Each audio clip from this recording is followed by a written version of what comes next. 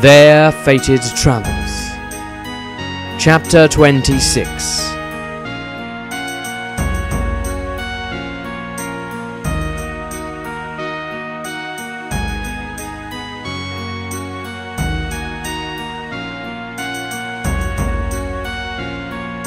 To Null by Barge, Part 3.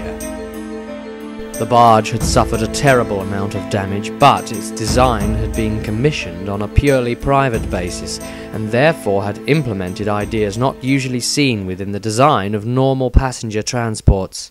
This one had waterproof sealed segments to its hold compartments, so that the part that did indeed break away didn't sink the entire vessel. Nothing had been seen of the beast-man Wargore, who was presumed dead, and no further attacks came. Soon after the incident had happened, the amethyst wizard Gabriel aboard the barge was assisting the vessel's travel in a semi-state of magically willed meditation to keep it moving forward at great speed. Slowing down now would be potentially fatal, given the conditions of the land around them and the attack they had just endured. Her concentration meant that they were now making even better time than they would have been. However, it also meant them making an unscheduled stop along the way for dockyard inspection. After all, the Lady Magistrate could only concentrate her powers for so long before needing to sleep. Some passengers disembarked prematurely of their destination, not wanting to chance the river any longer. This just so happened to free up space for new passengers. Tordrad, Rissandria, Tobias and Dita stood together watching the newcomers board. One was a tall, muscular-looking armoured fighter type in his early 50s. As he thanked the staff and bowed, it was clear that this man had roots in Bretonnia, still carrying some of the accent in a warped mix of that and of the Empire's general accent. Dita considered that this man must have spent quite a time away from his land. His behaviour too, while courteous, also carried a certain rugged air about it, as if the refined training he would have had perhaps was slipping by the wayside for whatever reason. Dita was very good at reading people like this. Those who had no magic, they were easiest to read. The would-be doctor scowled at the next passenger accompanying the Bretonian, a nobbler, who carried a range of weaponry about his person that suggested he was a helper to the man, ready to hand him a weapon of variety when required. However, the way he looked too, something in his eyes and the scars on him suggested that he too might be a formidable opponent in battle, oddly enough. Dita chuckled hatefully at the idea of killing such an ugly green-skinned small thing. He detested small people.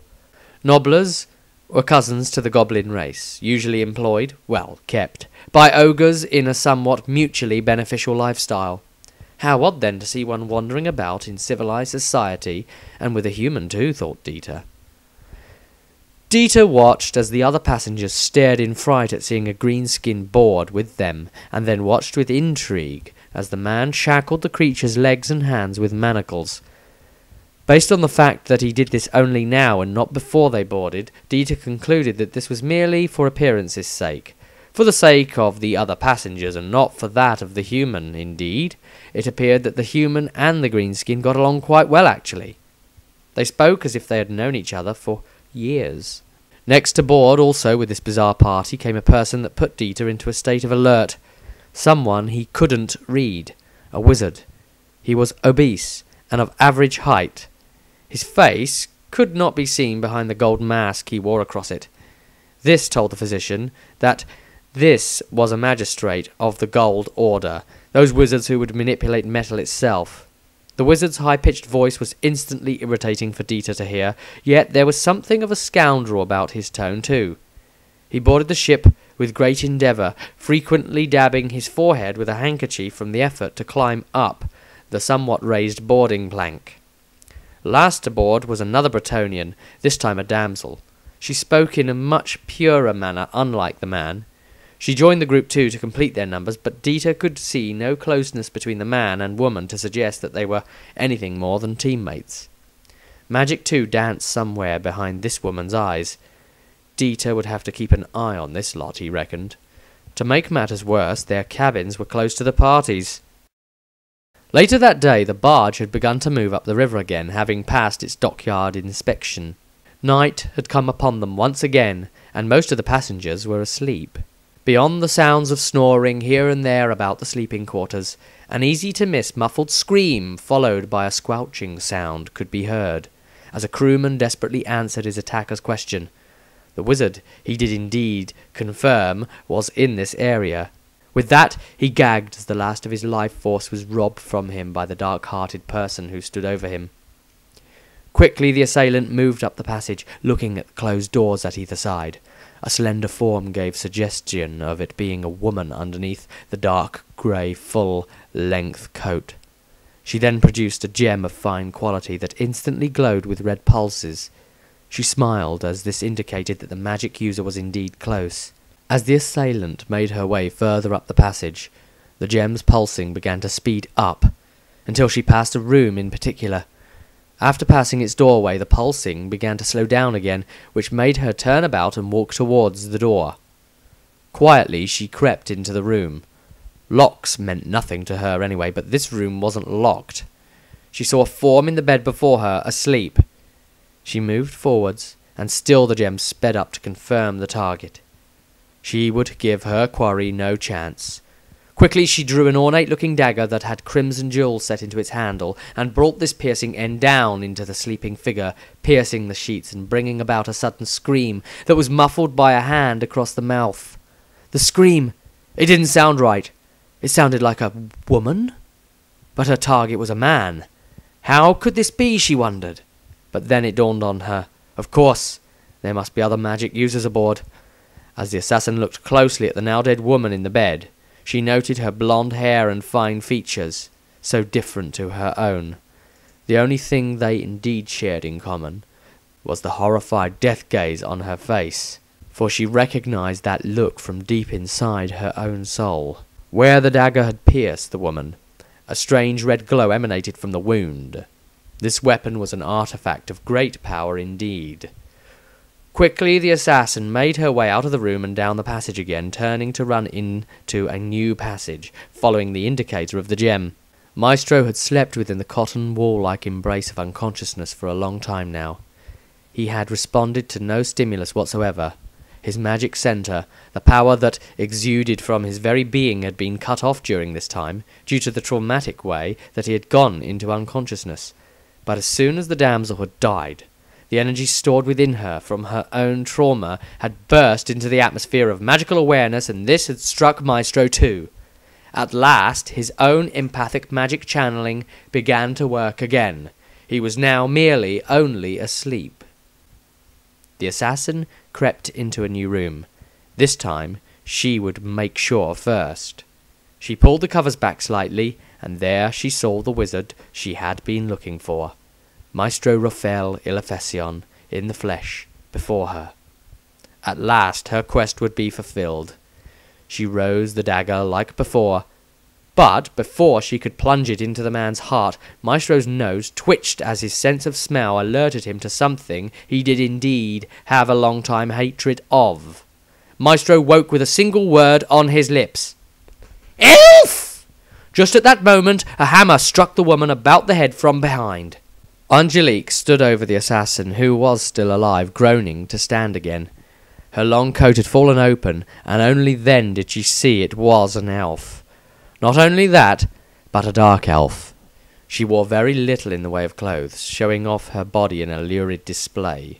This was a witch elf, one of the so-called brides of Cain.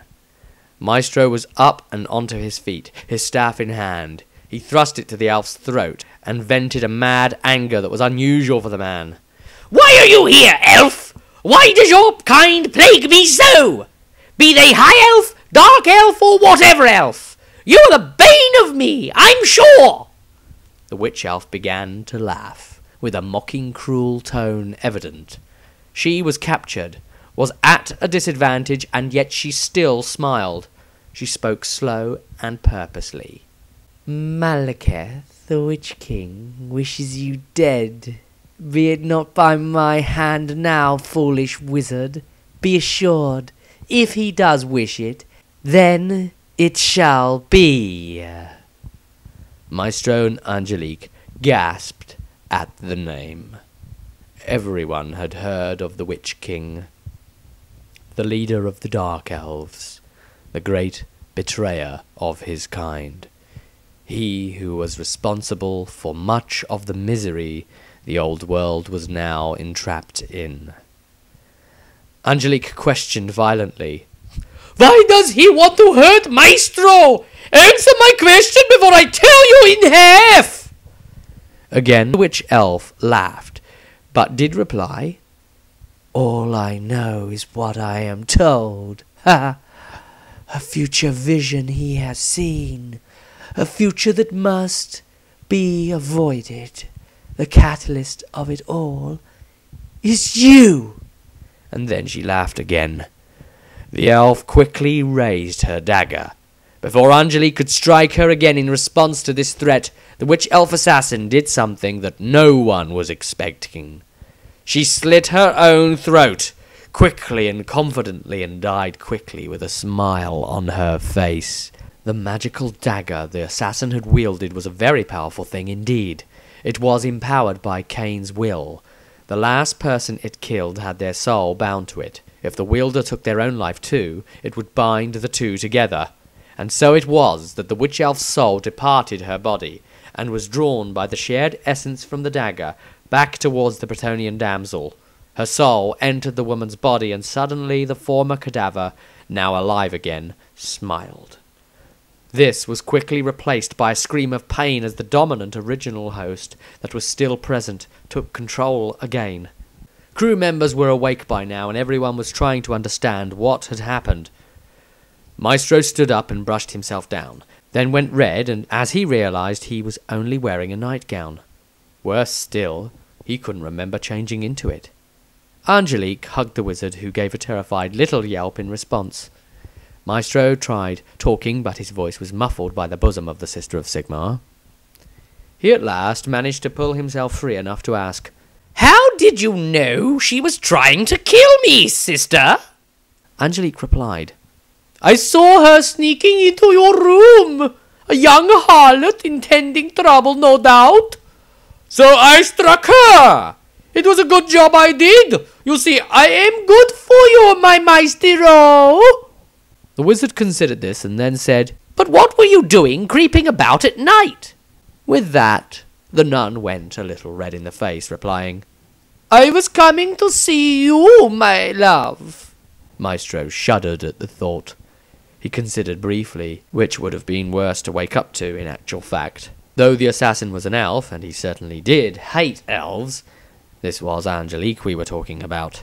The rest of the journey went without incident, albeit with Maestro spending as much time around Tordrad for protection as he could, and he tried to explain to the Kislev bodyguard that he was worried in case any more attacks came, though the real reason Tordrad suspected was that the wizard was afraid of the mad, lusty nun who kept following him everywhere.